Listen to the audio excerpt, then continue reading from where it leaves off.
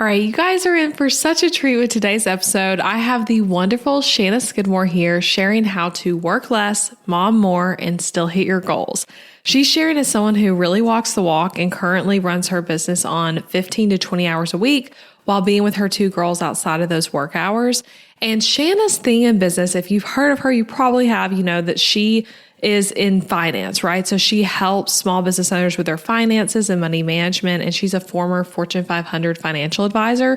So money is her thing. But on her podcast, which I've actually been a guest on, and I love personally listening to, it's called Consider the Wildflowers.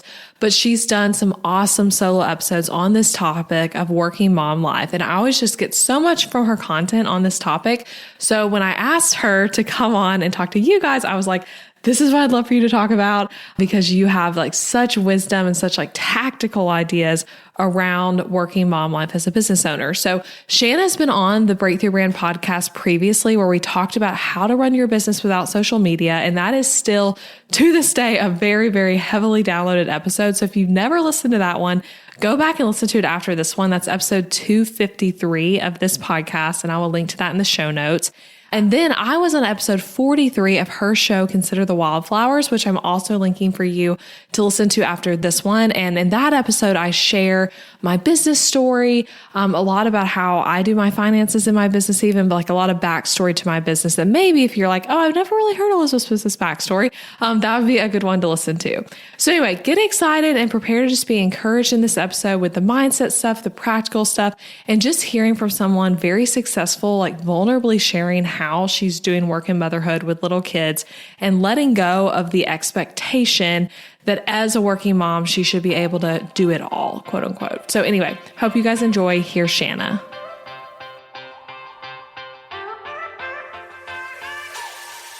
Hey guys, I'm Elizabeth McCravey, an online educator for entrepreneurs, website designer, wife, boy mom, and your host for the Breakthrough Brand podcast, the show that's all about pulling back the curtain on how to actually build a successful business.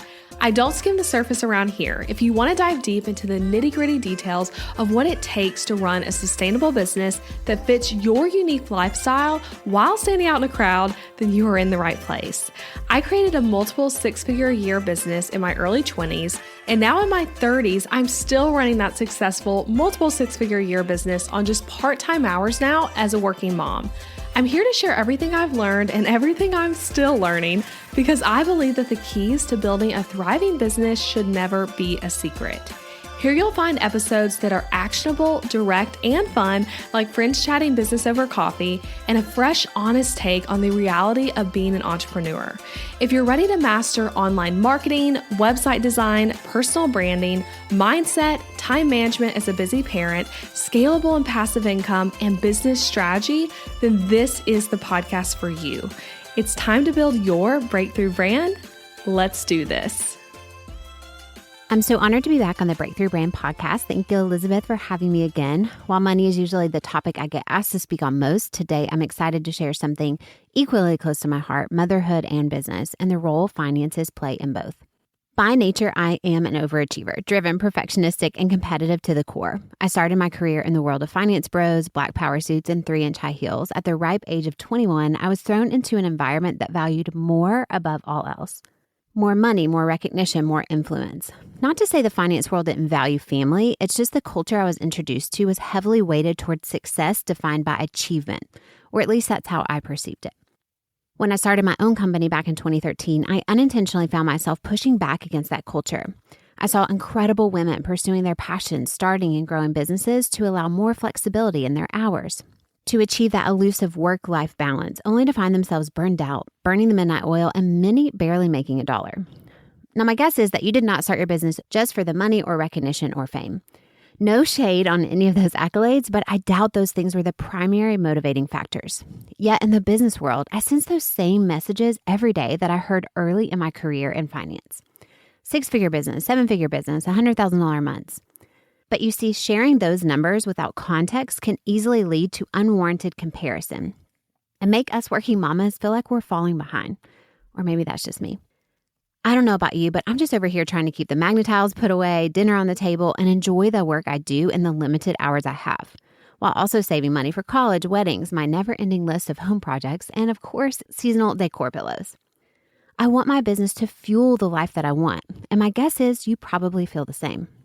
Over these past 4 years of running a business while also raising littles, it's become increasingly clear that I can't do it all, or at least at the pace I wish I could. And in fact, in seasons where I've tried to do it all, I just end up feeling tired, burned out, and usually burning dinner. So the question I want to answer or speak into today is, can you run a business that fuels your passion and your paycheck in limited hours while raising babies and building the life of your dreams? This conversation is why I'm so passionate about the work I do with business owners every day.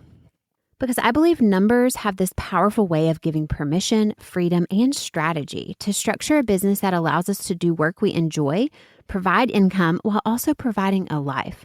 And at the end of the day, isn't that what it's all about anyway?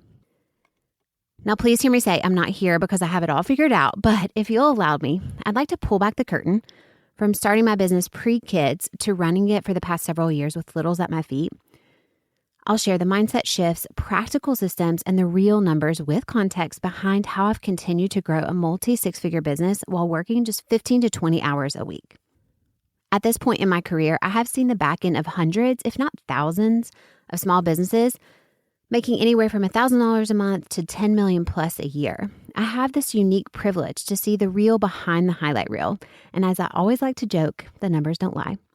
So the good news is, from my experience, I have learned that you don't need to spend every nap time hustling when you likely just want to rest yourself, or a 60-hour work week, or even a passive income empire to run a profitable business as a mom. If you've ever wondered how to work less, mom more, and still hit your goals, I hope you walk away today with a heavy dose of encouragement and equipped with practical strategies you can implement to do both mom and CEO well.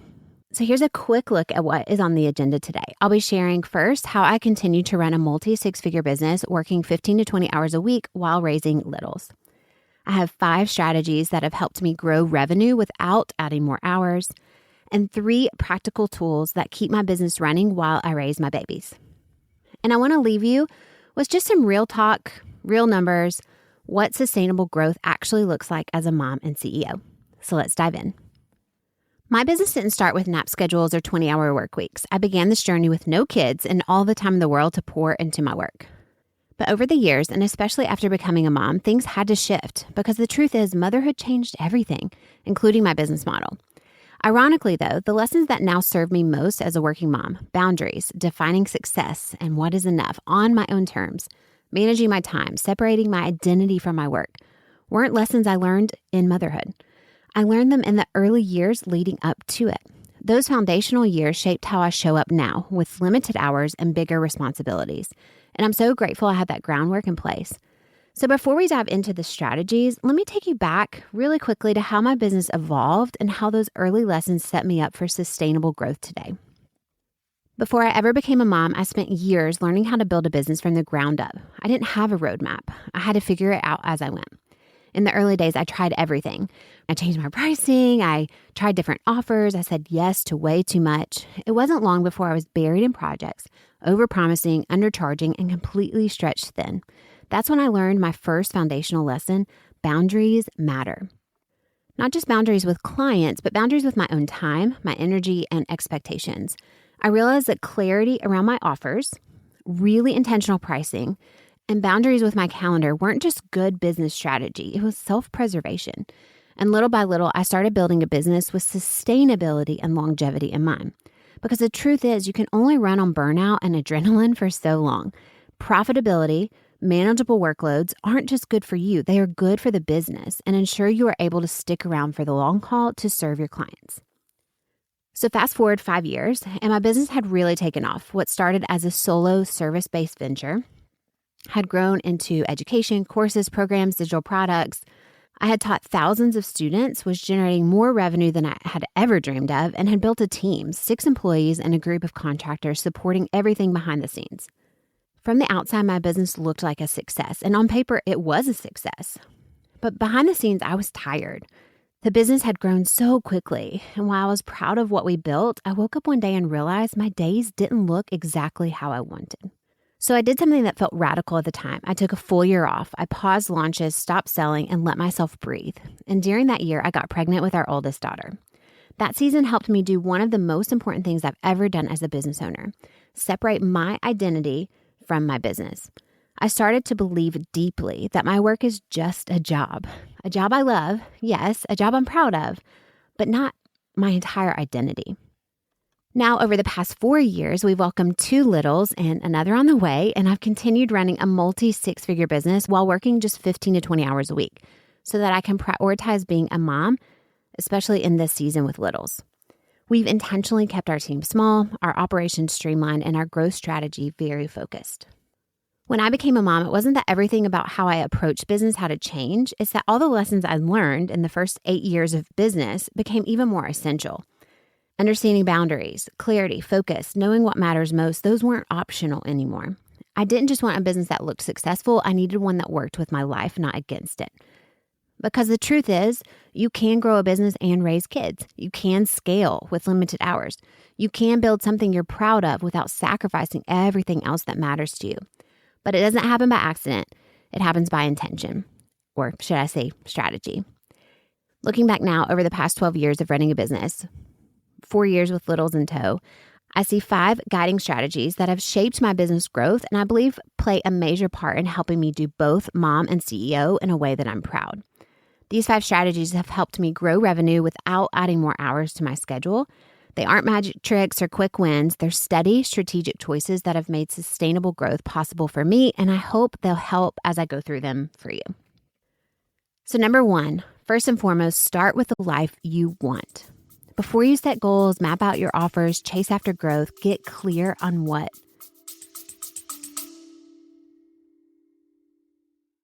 I've given birth to 3 children in the U.S. without ever having traditional health insurance. And no, we didn't just pay those huge medical bills out of pocket each time. We found an affordable healthcare solution we truly love, Christian Healthcare Ministries. CHM is a faith-based alternative to health insurance at half the cost. You can enroll at any time and join a proven faith-based solution that's both reliable and affordable. My family has been members for over 5 years now, and CHM shared all expenses for all 3 of my children's births from C-section to home birth. They even shared things like pelvic floor therapy and lactation consulting, which were both such huge blessings for birth prep and postpartum.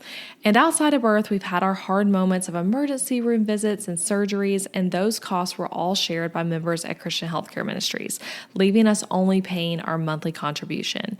I seriously just can't recommend CHM enough. It's not just financial support, it's spiritual support when you need it most. Learn more at elizabethmccravy.com/CHM. That link is in the show notes too. And if you want the full story, Adam and I did a whole episode on our experience, so check out episode 305 of this podcast. Again, that's elizabethmccravy.com/CHM. Now back to today's show. You want your life to look like. It may sound cliche, but I'll say it anyways. Your business should serve your life, not the other way around. Strategic business growth should always start by getting clear on what you want your life and your work to look like. There's no one-size-fits-all business model, and that's a beautiful thing. You get the opportunity to define what success looks like for you. So first, what do you want your life to look like? Be specific. How much do you like to travel? What do you want your home life to look like?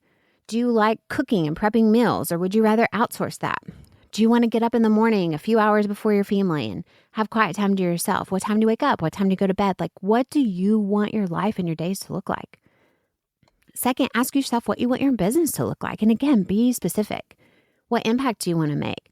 How often do you want to be working? Do you want to work full-time, part-time? Who do you want to serve? How big is your team? And maybe most importantly, third, ask yourself, what does being a good mom mean to you? Does it mean picking your kids up from school, being at every game, having slow mornings at home? Like, you get to define it. So start there. Get clear on what you want out of your life and your business. That is the very first strategy, and I think the most important one. The second strategy is do the math on your time and money. Time is your most limited and valuable resource, especially as a mom and business owner. Now, I have a course called the Blueprint Model. It's a strategic growth and financial planning course. But I teach this thing called the time bank, and I love it. I teach all my students to think about time like a bank account. You only get so many hours to spend each week. And our goal is to always stay positive, not hit those NSFs with our time. So to start, I want to get clear on how many hours you actually want to work. For me, in this season of motherhood, I want to dedicate 20 hours per week to my work. So I have 2 days of childcare that makes up about 10 hours a week. And then every morning I get up early and have 2 hours before my family wakes up. That is how I carve out in this season 20 working hours. I call these your time deposits. Once you know your time deposits, you want to brain dump all the tasks and responsibilities on your plate. You can do this for home as well, but for here, I'll focus on work. So work-wise, emails, social media, client correspondence, traveling to meetings, doing your actual job. Like, what are all the tasks that you have to do? And look at how much time those tasks take. How much time are you spending on emails? How much time are you spending editing photos? Or for me, creating financial spreadsheets? Like, how much time do all of those tasks take? These are your time withdrawals. Now, from there, you want to do a little time math. How many hours per week? How many time deposits do you have? So for me, 20 hours a week. How much time does it take to do everything on my plate work-wise? Again, you can also do this for home. Those are your time withdrawals. And at the end of the week, are you positive or negative in your time bank account? I think so many of us feel rushed or hurried or always behind. I often feel this way. And anytime I feel that way, I sit down and do this exercise. Putting it in black and white on paper like this has really helped me realize why I can feel overwhelmed with my schedule or taking on too much. I'll share some practical tips for getting a positive time bank a little later in the episode, but this time bank exercise has been so eye-opening to what I can actually take on. From there, strategy number 3 is to get really strategic with your offers. When you only have 15 hours a week to work, not all offers are created equal. One of the best shifts I made was getting brutally honest about how much time each offer actually took and how profitable it was. And also, side note, like whether I enjoyed it or not. The truth is, business models can be designed in so many ways. A wedding photographer might take on 10 weddings a year at $10,000 each and make $100,000. Another photographer might not want to work weekends at all, right? And so they might book portrait sessions, 3 sessions a week at $650, also $100,000. This is what I mean when I say designing a business model that works for you, your life, your interests, your goals, not forcing your life to fit a business that looks good on paper. So get strategic with your offers. One of my students perfectly illustrates this strategy in action. Her name is Ash Bush. She had a custom calligraphy services. It was her highest revenue per offer. So she made a lot of money on custom calligraphy per project. But she also had this shop where she was selling calligraphy pens and kits. So the calligraphy pens and kits were much less. They were priced much, much lower, right? So she had to sell a lot more of them to make the most. So she was putting most of her time and energy towards her custom calligraphy services because they brought in higher revenue per project. But when she looked at her time and realized how much time was going into those custom calligraphy projects, she shifted. She started putting a lot more time into her shop. So it started to grow much more quickly. Products that were quicker to fulfill previously had received less attention. But when she moved her time over to, yes, selling more, but at lower price points, her monthly sales skyrocketed from $2,000 a month to $20,000 a month in just 30 days. By reallocating her time towards the most profitable and scalable offer, Ash was able to multiply her income without increasing her hours, proving that a little strategy with your offers can make all the difference. So that's the third thing I did after looking at my time, what I wanted my work, my life to look like. I got really strategic with my offers, especially in this season with limited time. What's working, what's not, what is the best use of your time, and the offers that make the most profit and that you enjoy. Number 4, delegate like a CEO, even if it's just you. If you've heard it once, you've heard it 1,000 times. Ask for help, right? From outsourcing laundry to hiring a VA to continue to grow your business with limited hours, you will need more help than you think. But how, when, and what should you delegate? And how do you pay for it? So I want to circle back to that time bank idea. So you want to start by identifying the tasks that only you can do or that are most important for you to do. I know this can be easier said than done, but with practice, it actually gets easier. For instance, in my business, I know that I am the visionary. Like financial reporting is the way my brain works. So I want to think about how to build out better financial reports for our CFO clients. I want to see ways to improve my course, the blueprint model. I want to build out new spreadsheets for our shop, reporting models. I'm also the face of the brand, so I have to carve out time, and I enjoy carving out time to spread the word about what we do. I love being guests on podcasts just like this, writing and recording content for our own podcast or our blog, long-form SEO content, or focusing on serving our audience well, like through our weekly newsletter. Those I have identified are the most important tasks that I can do, or the tasks only I can do. All the other things work-wise, I start to get off my plate. Again, that's something we talk about a little more in my course, the Blueprint Model. We call it our time matrix. And so we look at and put all of our tasks and delegate them into like a quadrant. Some things we eliminate, some things we automate, some things we delegate. So when I look at all those tasks, I identify the ones that are most important for me to do, and I prioritize those. From there, I want to eliminate. I want to eliminate any tasks that aren't the best use of my time or someone else's time on my team. Honestly, this is part of why, one of the reasons I quit social media back in 2017. Not that social media isn't useful, I just realized it wasn't the most useful. I'd rather put that time toward other marketing strategies. From there, I want to automate. Automate anything that you can. Example, this is a silly one, but it's true. My nanny always washes our bed sheets on Mondays. Like, I always know our sheets will get washed on Monday. I've automated it. I've also delegated it, but I've automated that. We always order out food on Thursday nights. I don't cook on Thursday nights. I love that. I know that's going to happen. I meal prep and shop on Friday mornings. In the past, we've set out email automations using a tool called Dubsado for guests on our podcast. Anything that can be automated, you want to automate before you delegate and streamline, but that's a whole conversation for another day. Last, we want to delegate. So if you can't eliminate it and it can't be automated and it's not the best use of your time, delegate it. And you want to start small here. Start getting things off your plate. Hiring someone to answer emails. A great first contract hire. Someone to watch your kiddos so you have those dedicated work hours. Even if that's a neighbor, and I've heard several students who say they trade days with, you watch all the kids on one day and then your neighbor watches all the kids on another day. Think creatively.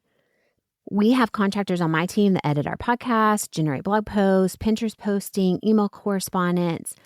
Obviously, I don't have a bookkeeper because we do that in-house, but hiring a bookkeeper is a great contract hire. A nanny, a house cleaner, even think meal delivery services like HelloFresh, Kroger grocery pickup, Target curbside. All creative ways to do more of what you love and what's most impactful while also taking care of your responsibilities at home and work. I know it can be so hard to ask for help. I know it can be really hard to pay for help, especially if you feel tight in your budget. Limited hours of work can feel frustrating, and I get that. But I believe limiting our time has forced me personally to get really clear on what matters most and find creative ways to pay for and delegate tasks, pay for help and delegate those tasks. Strategy number 5, and then I'll give you some practical tools I use. Do less, but better. When you are short on time, doing more is not the answer. Doing the most important things really well is. So that looks like, instead of trying to do every offer, I do less. I focus on 1, 2, 3, maybe core offers that are the most profitable, the most impactful, and the most enjoyable for you. And then I go all in. Refine your systems, optimize your delivery, raise your prices as your value grows. I see so often entrepreneurs are stretched too thin, trying to offer too many things, and we have clunky systems. All of that is taking more time. If you focus on one thing first, then another thing, then optimize, get everything streamlined, you're going to save time, improve profitability, do less, but better. The same goes for marketing. Choose one strategy, 3 max, that you want to commit to. You don't need to be on every platform, a podcast, a blog, a YouTube channel. Maybe you're just focused on your weekly newsletter. Maybe for me, it's long form SEO. Pick what works, get really good at it, and do more of it. I love speaking. I know speaking isn't the most profitable use of my time on paper, but it's my favorite marketing tool. I love getting to be with people. I love getting to share on stage, and it's really great for building our brand. What works for you? When you simplify, you create space for mastery, which then brings better results, better clients, and more profit. So let's recap the 5 strategies that have helped me grow our revenue even without growing my time. First and foremost, get really clear on the life and business you want. If you don't define it, someone else will. Number 2, do the math on your time and money. Look at your own time bank. How much do you have in time deposits? How much work time do you have? How much are all of those work tasks taking you? What are those time withdrawals? And are you overdrawn with your time? Number 3, get really strategic with your offers. Look at what's working, what's not, what's bringing in revenue, what's taking the most of your time. I love when you get strategic with your offers, you can improve profitability again without adding more hours. 4, ask for help. Delegate like a CEO, even if it's just you. And last but not least, do less but better. Less marketing, less offers, refine your systems, and you will optimize your profits. Now, before I send you off, I want to give you 3 practical tools. These are software systems or processes that I use that keep me sane and my business running. After all that strategy and big picture stuff, here's what this looks like in real life for me. These are the 3 tools I return to week after week to stay focused, clear, and on track with both business and motherhood. So number 1, set real work hours and respect them. I have a lot of friends who integrate home and work life really well. I tried that for a while, but realized it's just not how I operate best. I don't like naptime hustle. Rushing to my computer the minute my kids go down, I don't like it. Or feeling worse, feeling frustrated when schedules get off or nap times don't happen as planned. I found out really quickly I don't like naptime hustle. I prefer clear separation between my work and home life. That's just me. Find what works for you. So when my kids nap, I want to be unloading the dishwasher or picking up toys or just sitting down to read a book or like having a quiet moment. I don't like having to squeeze in work.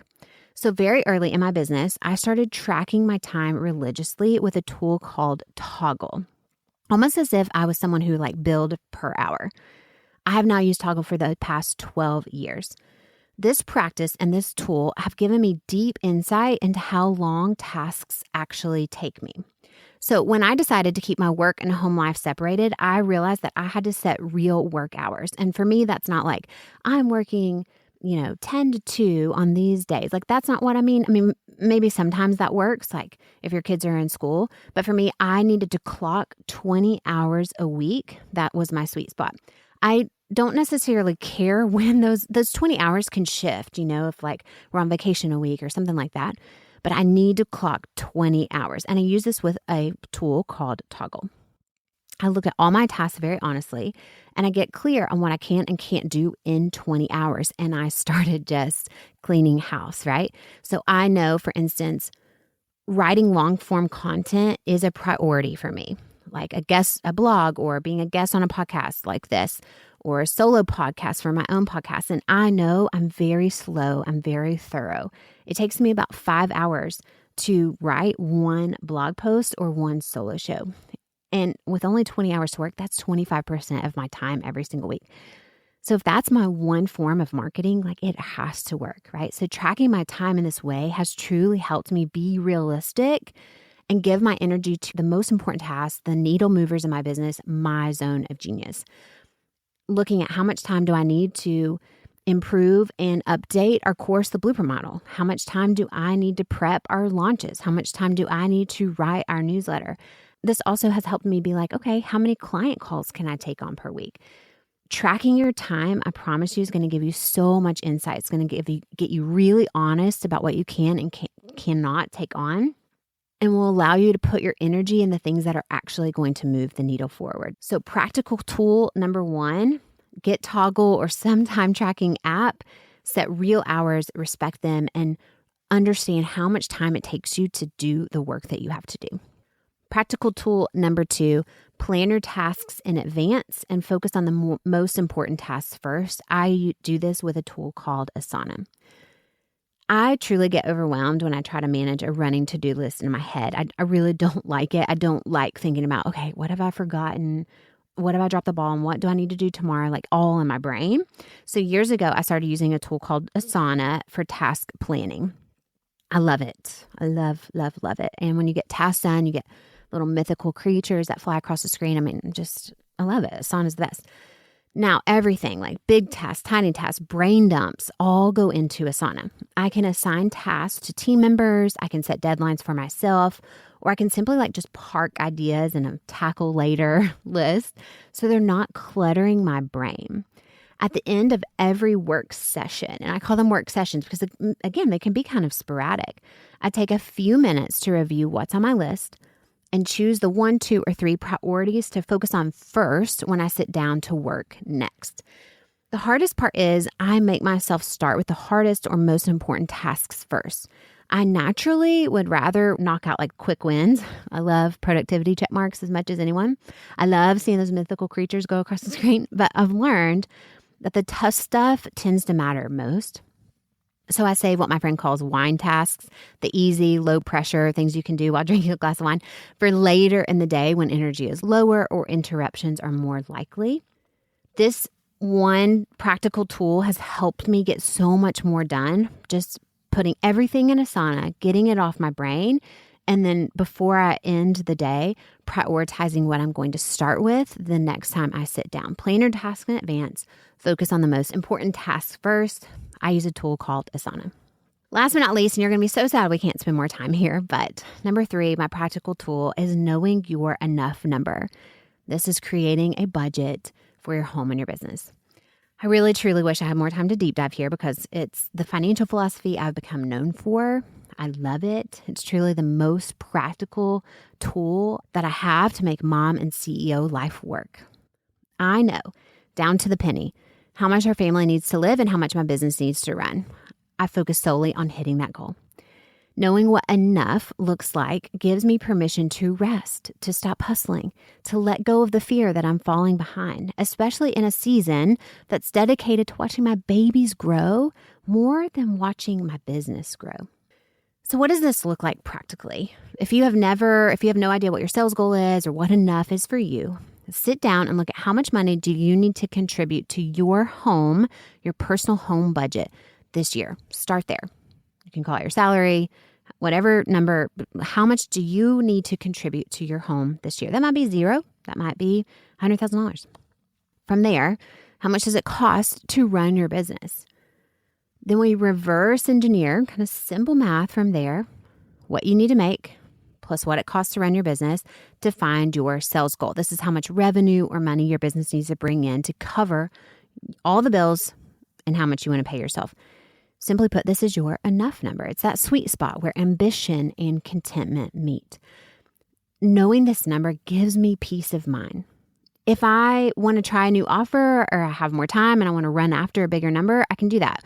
With all my students in the Blueprint Model, my financial planning course, we talk about that. What's your need number? What's your want number? What's your reach for the stars number? But ultimately, just knowing at the end of the day, all I have to do is my enough number gives me peace of mind. This is the most practical tool. Obviously, I'm going to preach this so much because I can rest. I'm not stressed out about money. Yes, I have to hit my goal, but that focus is so, so helpful.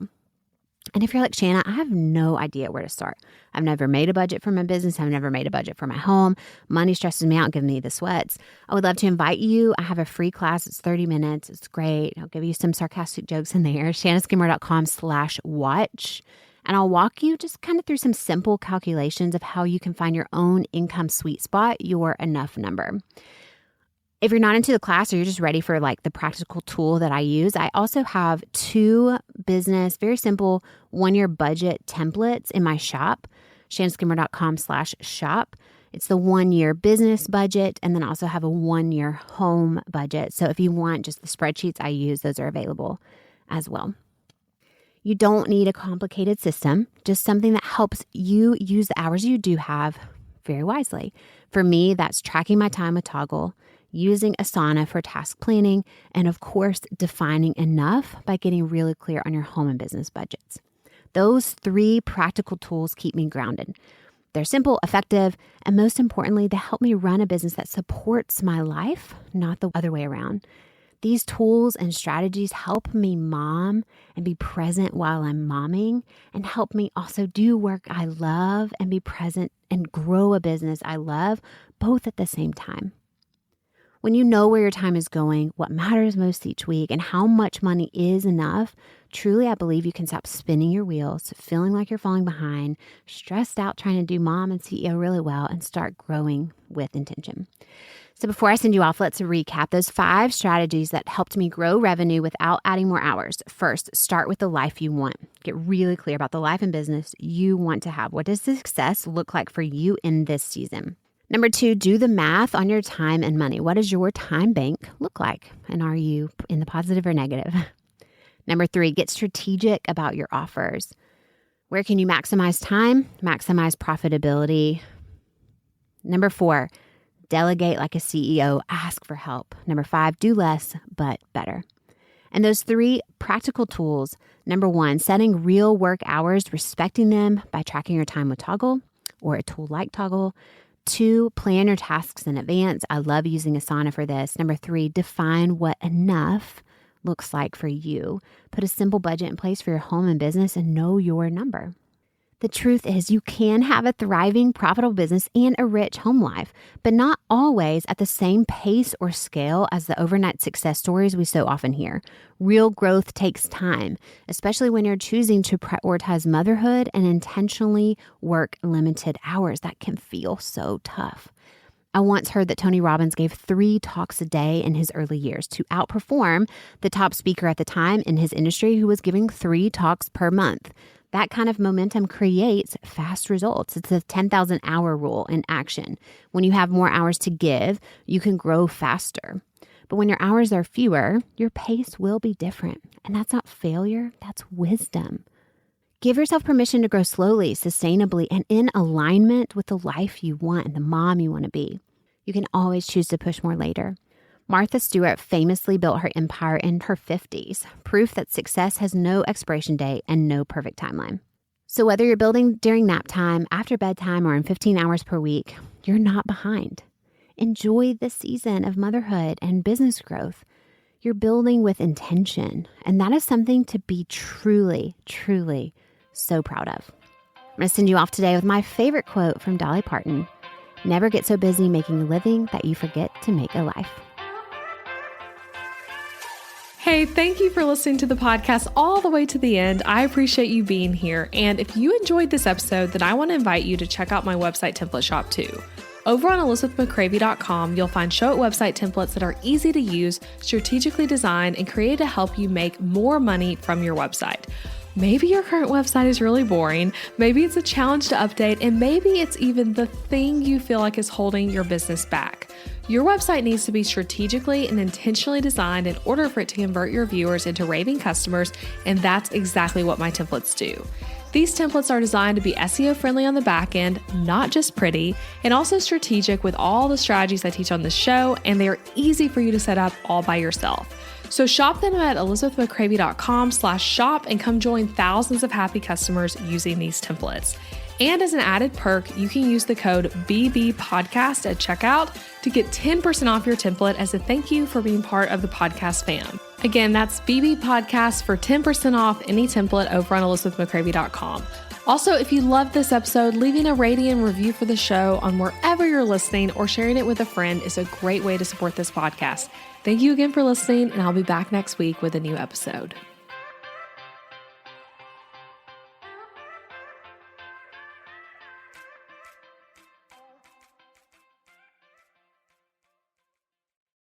If managing your business's finances feels daunting and you typically come to the end of the month not sure how to pay yourself, or if you're doing the business savings thing, quote unquote, right, then I have a free guide for you. Over my 9 years of business, I've learned some financial skills the hard way, and a few years ago, I developed an 8-step process I go through at the end of each month. This process helps me know how my business is doing financially, pay myself well, and allocate money for things like taxes and expenses, and also document notes about the month that'll help me make financial decisions in the future. Again, I've been doing this process since early 2023, and it truly has changed the way I do my business for the better and has helped me ultimately make more money. And I want to help you do the same. So you can grab this 8-step process literally for free at elizabethmccravey.com/profit. There's a whole PDF guide for you there that you can download and go through for free. That's elizabethmccravey.com/profit.